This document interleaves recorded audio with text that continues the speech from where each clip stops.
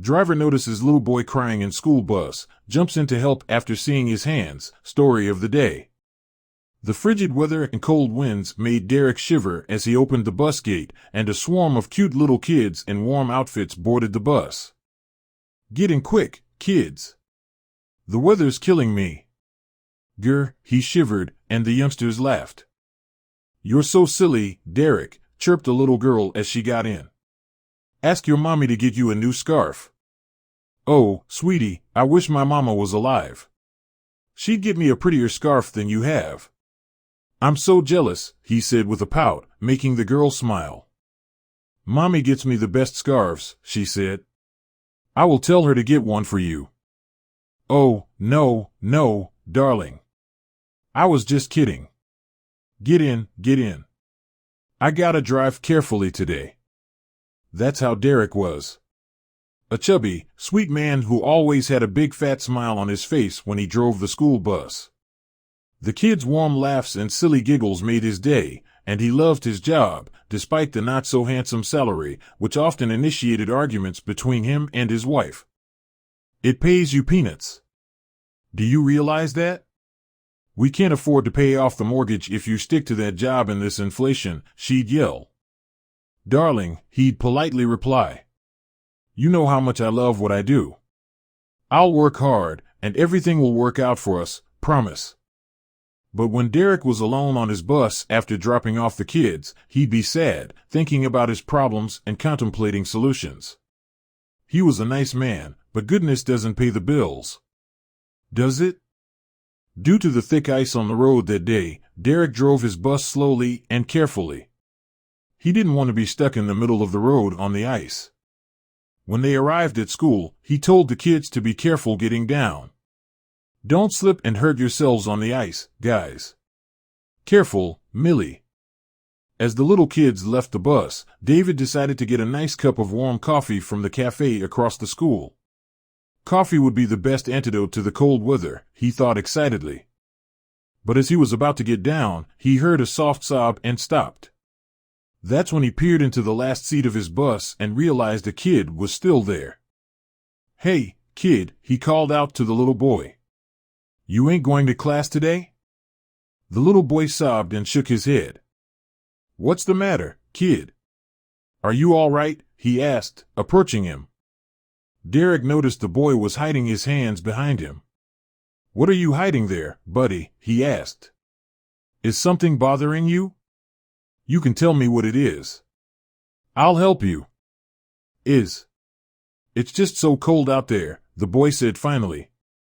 "I am just cold." With that, the boy showed his hands to Derek, which terrified him. The little kid's hands were freezing and had turned blue from the cold. Derek quickly took off his gloves and made the boy wear them. "Look, I know they're too big for you, buddy, but they'll keep you warm." "Did you lose your gloves?" The boy shook his head. "Mommy and Daddy said they don't have money. They promised to get new ones next month. My old ones are ripped." Derek felt terrible for the boy. "Oh, that's not a problem, kid," he said. "I have this friend at the clothing store, and he makes the best gloves. I'll get you one after school, okay? Now, come on, you're going to be late for class." The boy wiped his tears, thanked Derek, and off he went to his class. He had no idea Derek had lied to him about having a friend at the clothing store. Derek didn't get his coffee that day. Instead, he walked to a nearby store and spent his last dollar on a pair of gloves and a scarf for the boy. Anyway, he was expecting his paycheck in a few days, so he didn't think it would be a problem. And that day, before the boy left the bus, Derek gifted him the gloves and scarf. "These will keep you warm," he said.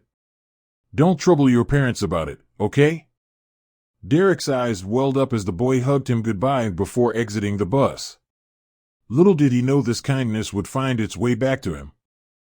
A few days later, Derek was unexpectedly summoned to the principal's office.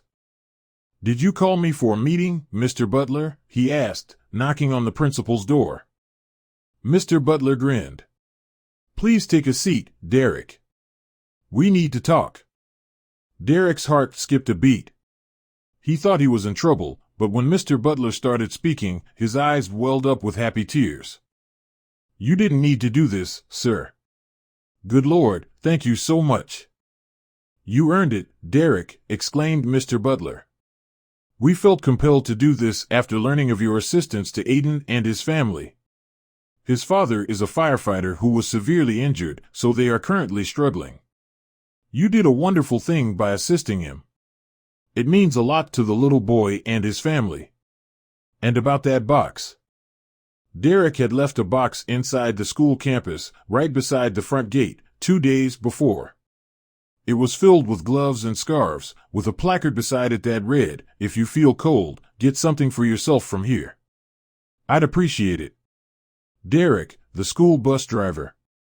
The night after helping Aiden, Derek couldn't sleep well, thinking about the other kids who might be in the same position as Aiden.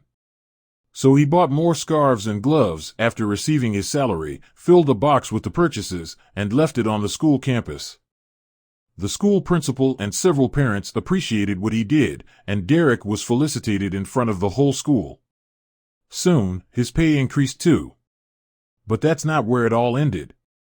The school started a fund to help children from financially challenged backgrounds. Miraculously, a pair of gloves, a scarf, and a bus driver's kind heart made the wonderful initiative possible.